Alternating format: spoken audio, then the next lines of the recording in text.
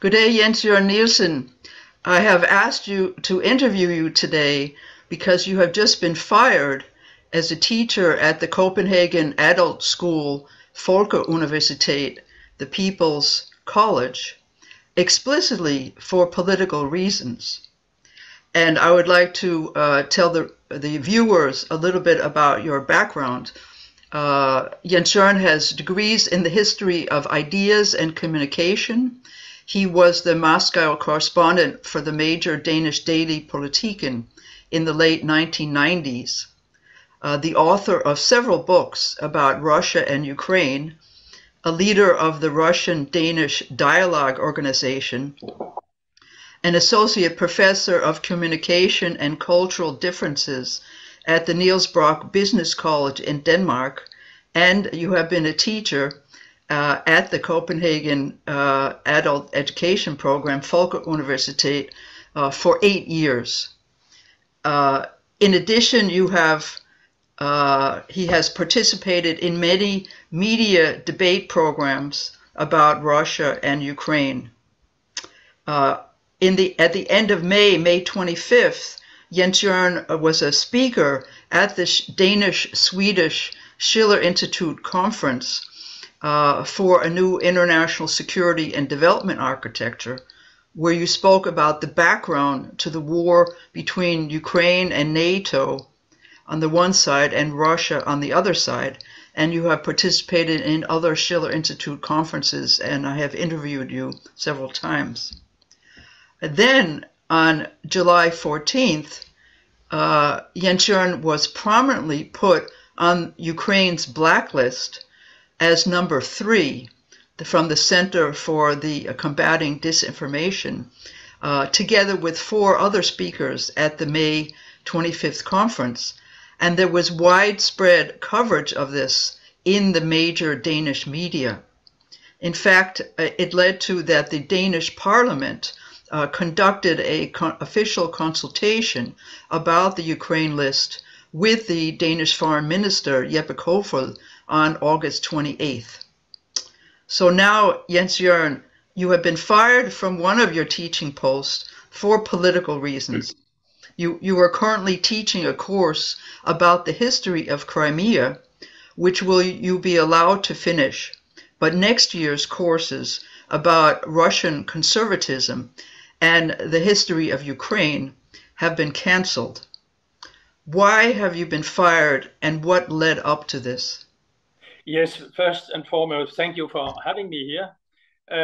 Well, I would say I was not fired for anything which has taken place in the classroom, because there have currently been made some evaluation of my teachings, and they have always been very good. The latest evaluation was from February this year, and when people were asked about the professional level, 100% were very satisfied. So there's nothing to come here, and I'm not politicizing in my teaching. When I teach, I objectively lay forward various interpretations, sources of and things like that, interest of various nations and actors in the political process. So it's not for something I've done in the classroom. I think it's obvious, even though the board who has wrote me this letter, they try to legitimize it by saying that I may be politicizing in the classroom, but they have never attended any of my lessons. They don't know what's going on there, and they never invited me to a talk about it. They never invited any of those people who attended the courses. So it's obvious. There's no doubt it was for something which happened outside the classroom. And outside the classroom, they said, well, there was one thing, I was on this blacklist. There was one thing which you mentioned, the blacklist, the Ukrainian blacklist is one thing.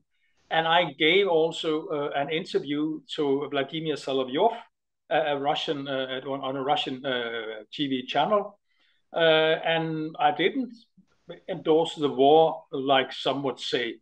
We are talked about the explosion of the Nord Stream 2, who may have done it, who might not have done it, what the Danish thought about this kind of things and things like that.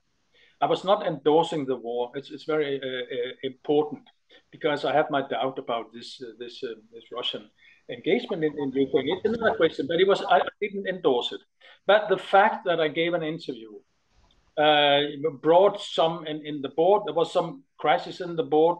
The old board, they left, and there was a new board, and the old board, the board who was originally, they supported me.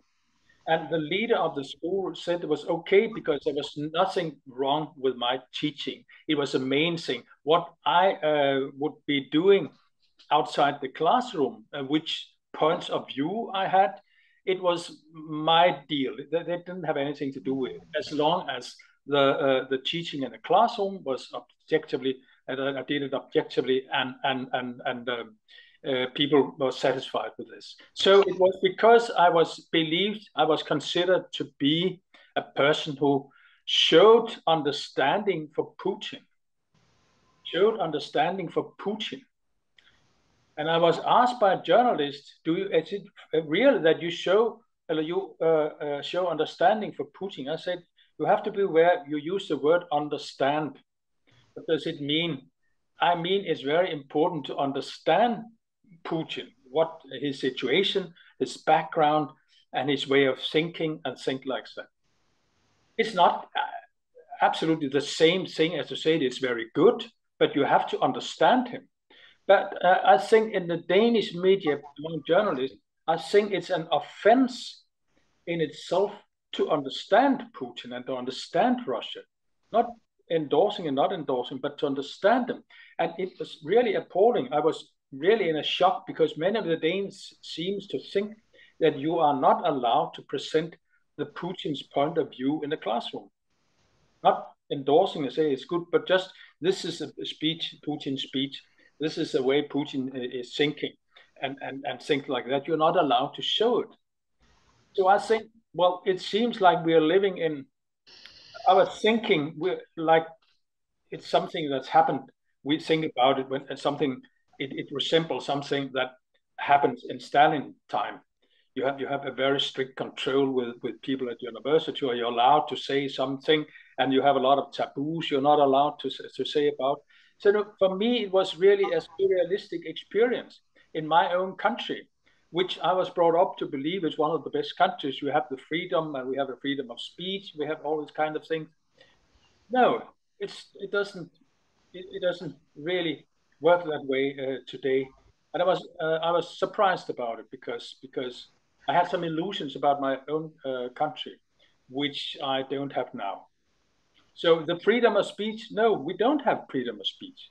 Of course, I'm not killed. I will not be put in the gulag. Thank you very much for that.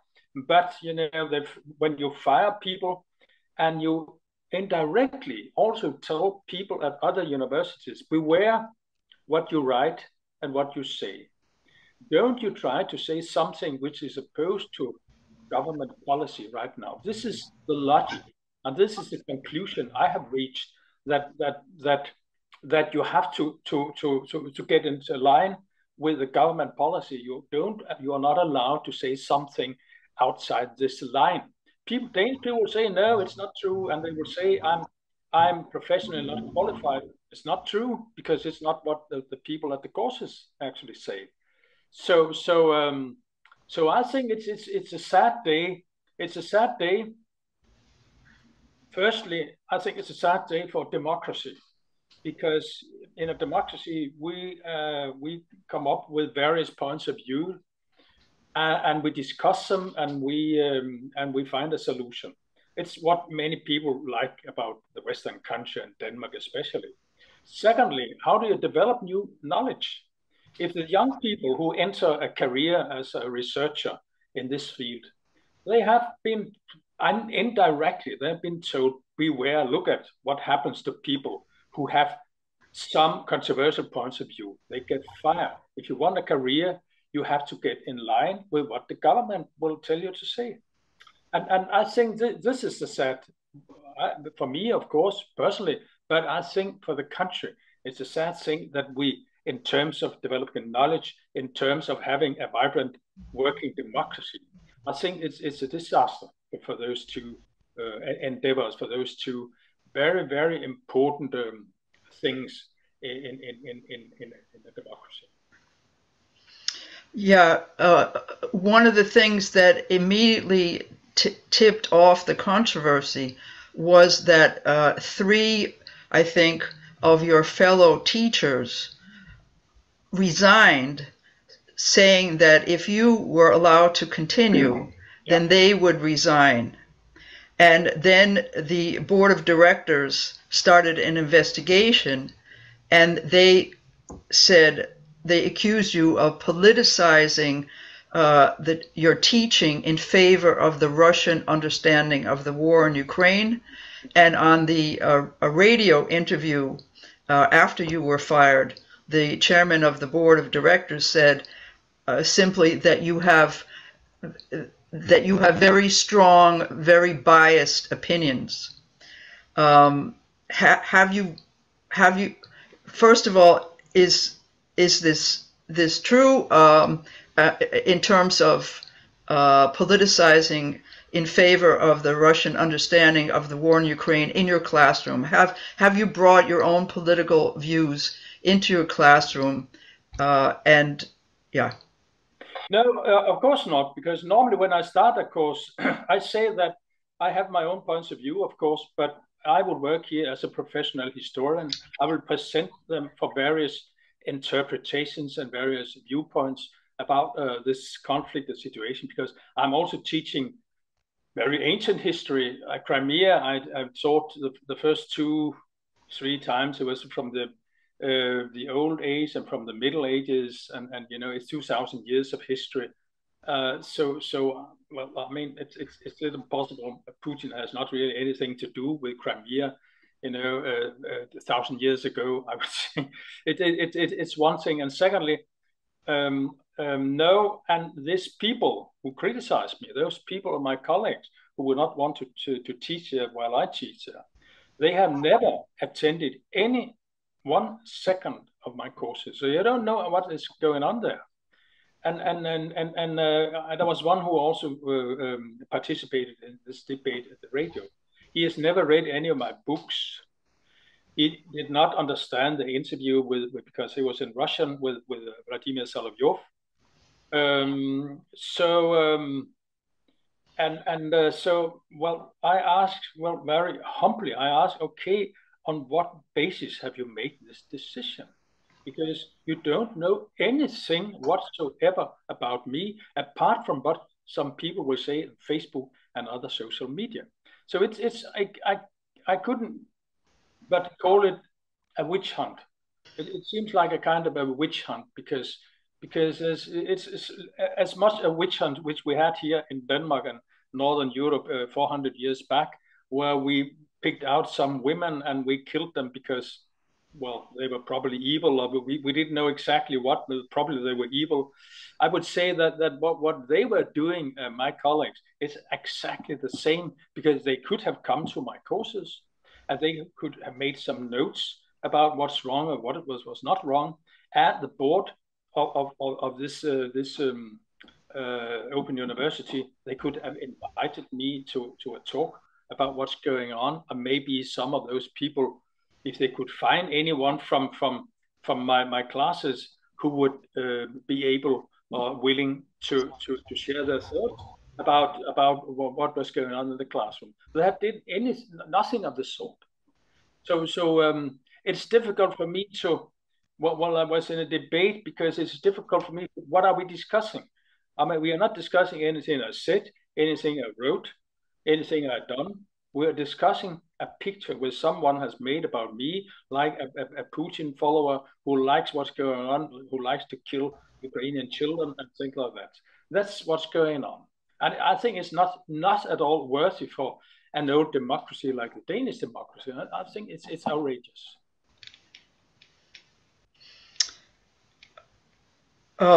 You said that neither you nor any of your students were spoken to by the board of directors. Have any of your students complained that you were politicizing your teaching? And now, after your firing, have any of the students protested against your being fired? Yes, of course, many of the students they have been protesting now, and if you go back, there was one remark the last time in February, but it was an evaluation which was made where there was 100% satisfied with the professional level of the teaching, and 75 and 25 were all in all very satisfied, very satisfied or satisfied. There was no one who was dissatisfied or less satisfied. But there was one who mentioned that it was a little bit too pro-Putin. There was one among 30 people who made this remark. But it was, I mean, compared to the other 29 or something, I mean, it couldn't by any means be a reason for this. Of course it's not. Because you could also say that it was at the beginning of the war, and actually in the classroom there were several people who were very staunch supporters of Putin. There was a small group, and a small group who very much disliked Putin, and they had some quarrels between them, which has nothing to do with me because I was not part of that. I think that this was the reason why there was one person had this, but I mean. Before that, there hadn't been anything like it, nothing of the sort. There have been several evaluations, and apart from this, there haven't been any at all. And you said that that many of your students have written to you protesting your being fired. Yeah. I don't know exactly how many, but many said they would do it. Mm-hmm. How many actually have done it, I'm not quite aware, but I think there will probably be a lot, because there was a shock, because people have been following me for years. Some of those have been there on all my courses, or many of my courses, and they were shocked because they didn't understand it at all. And I run a course also on the history of Ukraine last year, and there were really many participants.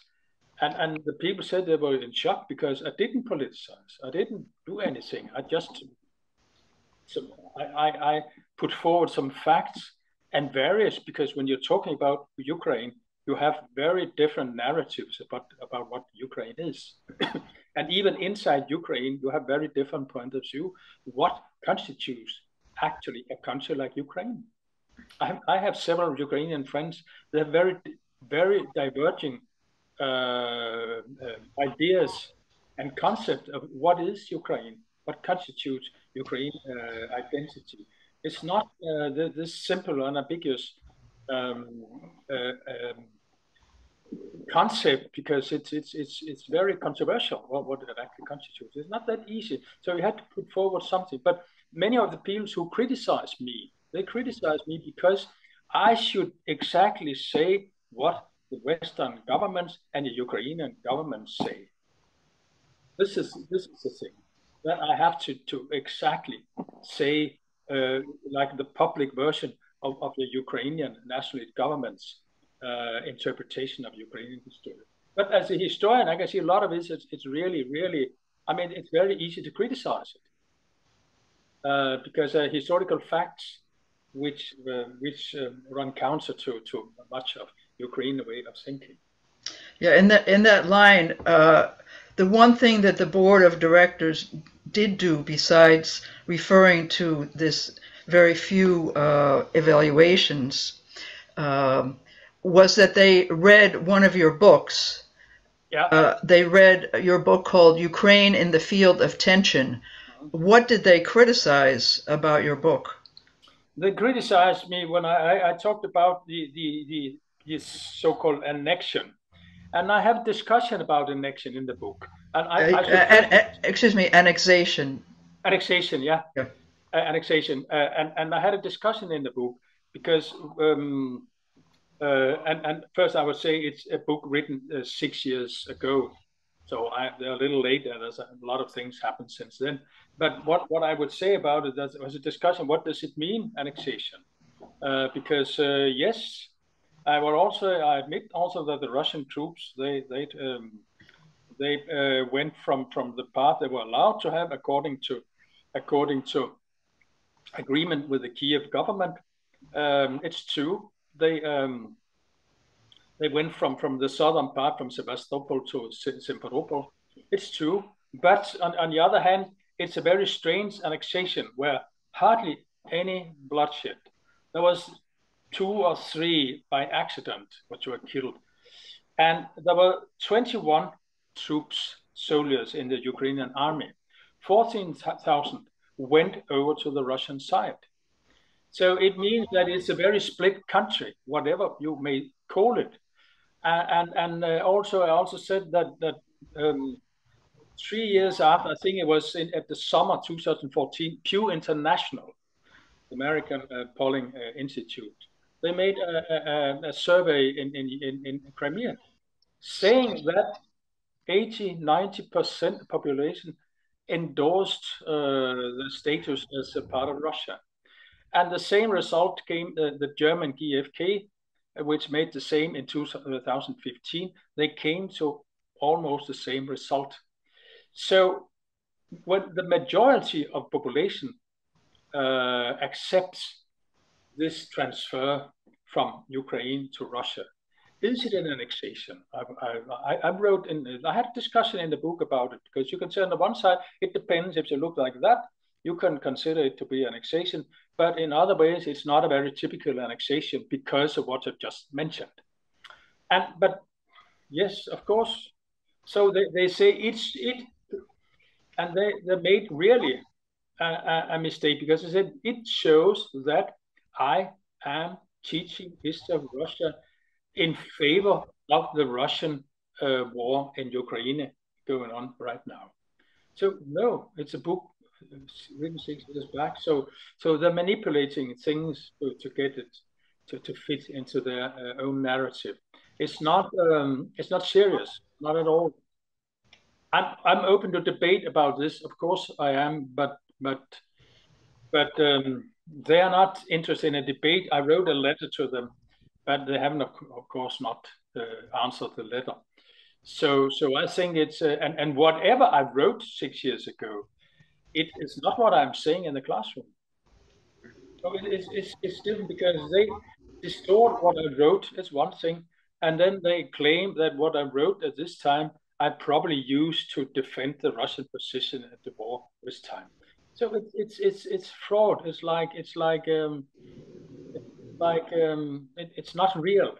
It's not definitely not fair.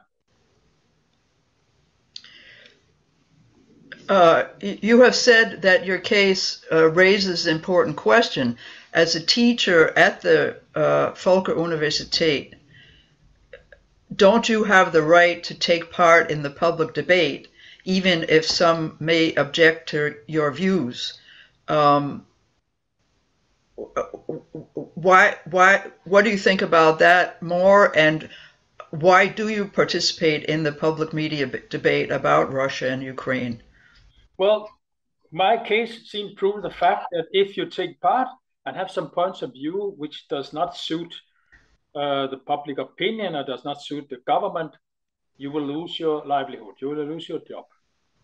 So this is what it proves. You can lose your job. I have 2 jobs I've lost because of this. So it's obvious that there are some costs connected to it. It shouldn't be like that, because you have to. I think you should have the work. You should not be fired because of some points of view you have, and you bring up in the public discussion about such a very, very important question as the war going on in Ukraine right now. But it seems as so it's difficult. At any rate, it comes with big costs for those who take place in it. They can be fired. Yeah, there can be a witch hunt against them. There can be a campaign against them and things like this, smearing campaigns and such kind of things. It's taking place here, and also kind of stand. I just followed some of my German colleagues. They have been exposed to something like that. Yeah, you liken this to a German word, Berufsverbot. Yeah. What is that? Berufsverbot, it means, you have your Beruf, it means your work. And verbot, it means you're blocked, you're fired from, you're not allowed to work there. Of course, we had some years back, in 40, 50 years ago, we had this discussion. Are you allowed to work at university if you have certain points of view? And also at this time, at this point, there were people who were fired, some from the right and some from the left, by the way. And we had a discussion where I think it ended at this point. It was, I don't recall precisely, but about, it was in the 70s, beginning of the 80s, where we had this discussion. I was very young at this time. And I think it ended up, with the fact that we agreed that you should not be fired because of your public opinions. We had one of the leaders of the Nazi party. He was a teacher at Aalborg University at this time. I knew this guy. I didn't like him, but it's off the mark. But there was a discussion, and actually he was allowed to stay there because there was no complaint about his teaching. He was teaching German language and literature. There was no, but there was a discussion about it. So it's not a new thing. It was not a new thing. We didn't have this discussion for many years. Now it's come back, and it tells. I think it tells that when you have some tension, some conflict, and things like that, our highly valued liberties, they fly away immediately. So it's a thin layer. Our democratic culture is maybe a very thin layer we have here. So I wonder if we get in real war, I think we'll probably lose all our liberties. We can have liberties when you have peace. There's no dangers. When you have something, you have some tensions. They should prove themselves. These liberties should prove themselves in time of tension. And why is it that you have participated in the debate about Russia and Ukraine in the public media? Yeah, I have. No, why? Well, why? Because why? Because I think, because I'm very dissatisfied with the policy. I think that the policy West are pursuing towards Russia and also Ukraine, I think it's hopeless. I think it's very, very faulty, and it's very dangerous, by the way. I think our attitude is dangerous, not well for Russia, of course, but also for ourselves. I think we're playing with fire. I think we're playing with it's a very dangerous situation, and I think that we have. I think it's the most dangerous situation we have, including the Cuban Missile Crisis, which was 60 years back. So of course I'm driven by this, by the wish not to that Europe should end up in nuclear war, because I know exactly if there will be a nuclear war, Europe could be the first theater which will be hit, and it would have really consequences which we have not seen in the history of mankind ever. We know the potential for nuclear war. We know where it is, and you can be angry at Putin around the clock, but by the end of the day, there's no alternative to have some kind of agreement with Russia, to find some kind of solution. There's no to defeat Russia is stupidity. And I'm not talking, because I feel sorry for Russians. I feel sorry for ourselves. I feel sorry for the Europeans who are following a very short-sighted policy, especially from America, the United States of America. I think Europeans, we should find totally another approach to politics, because Europe is also, it's obvious for everyone now, because it's the sanctions, that Europe is really in straits, and Europe is, Europe is,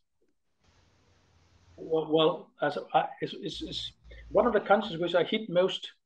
Europe is the part of the world which are hit most by the sanctions. It's actually not really Russia.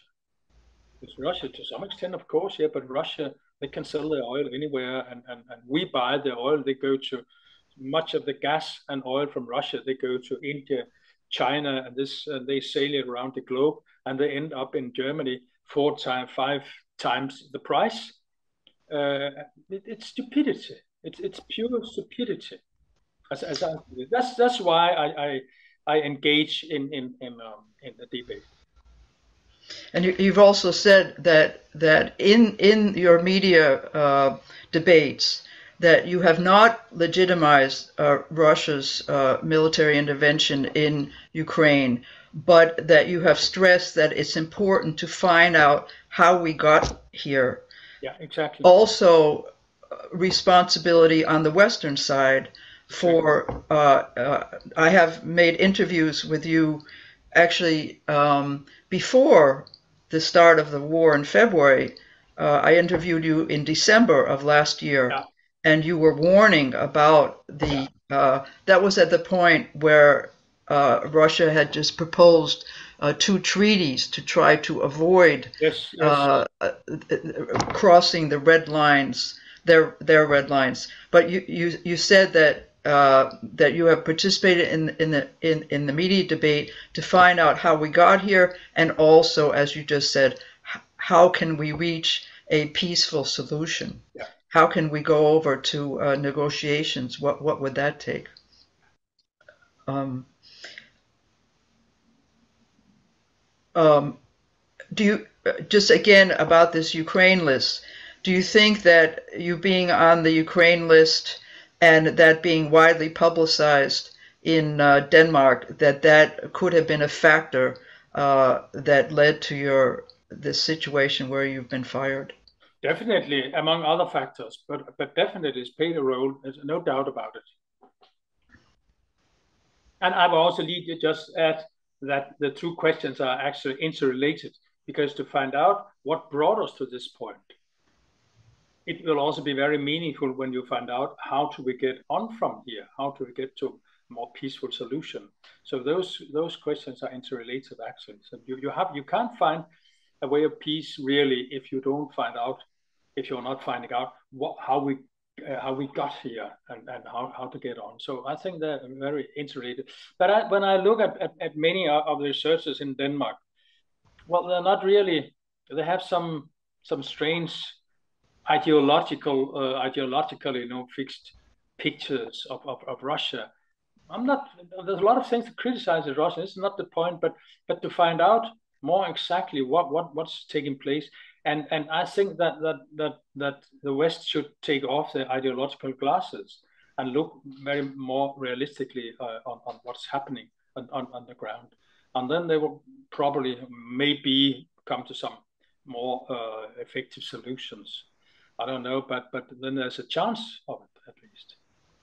You have also warned in your media debates that people who think that if you just get rid of Putin, then we get the problem is solved. That you have warned that there are factions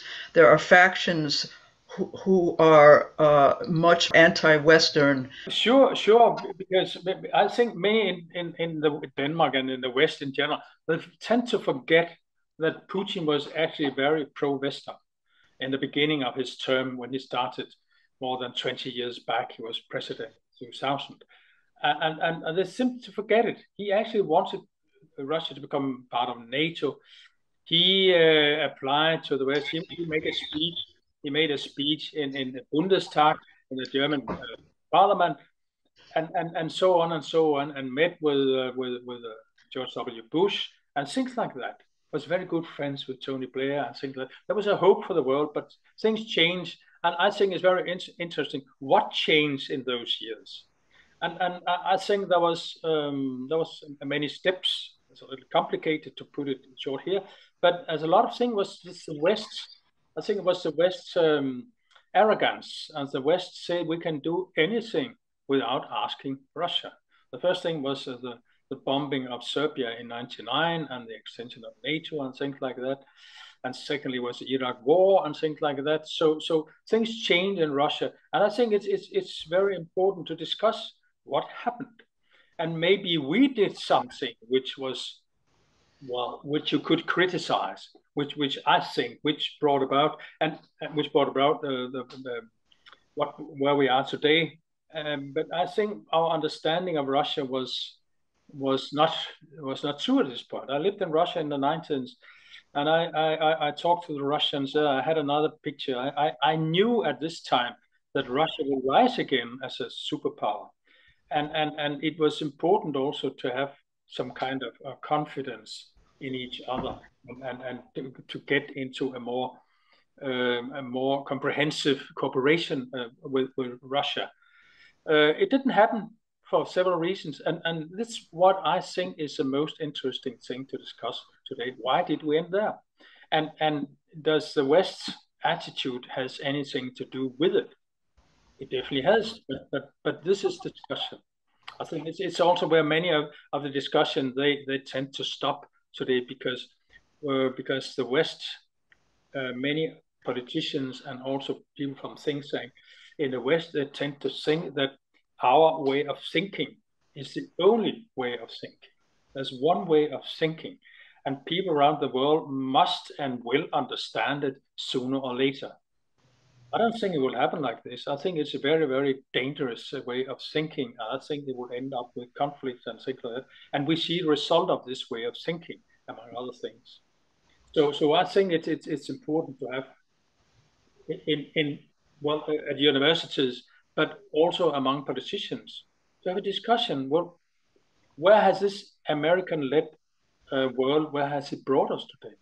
It has brought us to the brink of catastrophe, to the brink of breakdown of a lot of things, to all kinds of things bad. And many of the Russians are aware of this. They look at this way. But many in the West have difficulties to see it because we have this ideological, we're blindfolded more or less ideologically. And it's dangerous.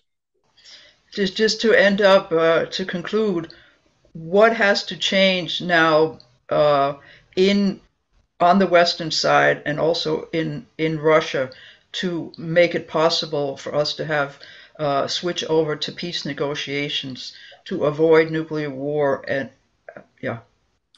Sure. And the first thing, to have a ceasefire.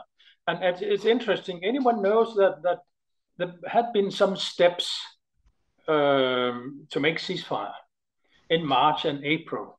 And it's very interesting who stopped it. It was actually not the Ukrainians in the first place. It was first European Union and then Boris Johnson from UK and also Biden. It was the West who stopped it. There was some attempts in Belarus in the first place, and later on in Turkey, Erdogan, he invited Russians and Ukrainians to some talks, and there are still some talks. There's some talks about the export of wheat from Odessa, and they're sitting while we are talking in Istanbul. So, and it was because of Erdogan. There are many people in the West who do not like Erdogan. I'm not very much in love with Erdogan, but this is a it's the most reasonable step which has been taken. It's been taken from Erdogan because he invited Russia and Ukraine. Well, now maybe it could seem that maybe it's too late. I don't know exactly, but it seems now that the Ukrainian Zelensky now has changed his mind. He wants to go to the end, and that's why he wants to go to where? To the end, as I have a military victory. As he believes that Ukraine can kick all the Russian soldiers out of Ukraine and Crimea included. I don't believe it will be that easy, definitely. So it's probably like it could get seems. If you look at it a little cynically, it might seem that Americans, they want a war of attrition against Russia. So Russia will be weakened because they think that what happens in the 80s was probably, in the beginning of the 80s, was probably that Americans, they made some new armaments and the Soviet Union could not follow. Eventually, Soviet Union collapsed.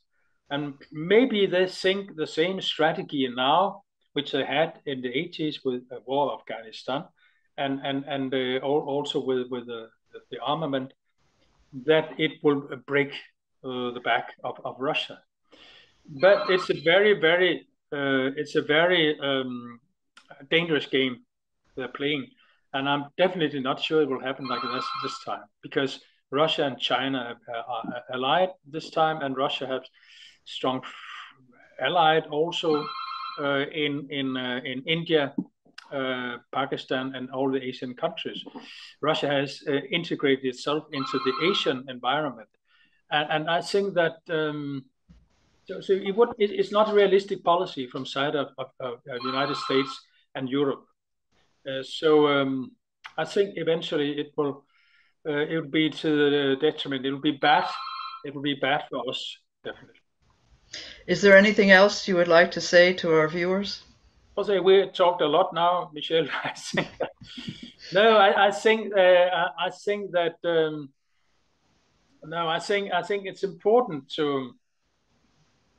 I think it's important to that there's a voice of dissent. There are some people who will present some other ways of thinking, because many of us who think like that, we are in a minority right now. But things can change very quickly, and I wouldn't be surprised if there will be some kind of suddenly there will be a situation that when people in the West, people in Europe, and also in America, they will say enough is enough. We can't do any more, because this huge amount of money we're sending to Ukraine.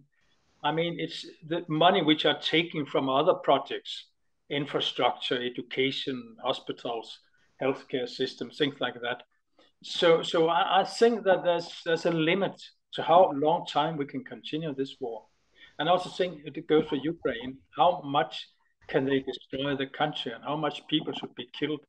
So I think that it's very important that from the West, from maybe European Union, but even though it's hard to imagine, that there should be some voices which will demand that we should have this peace process taking place as fast as possible.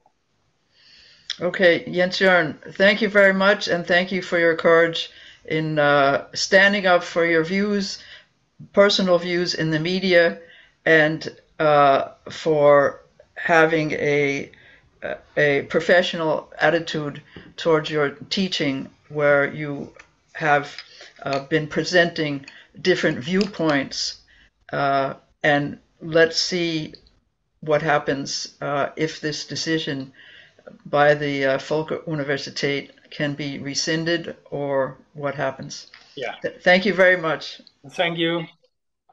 My pleasure.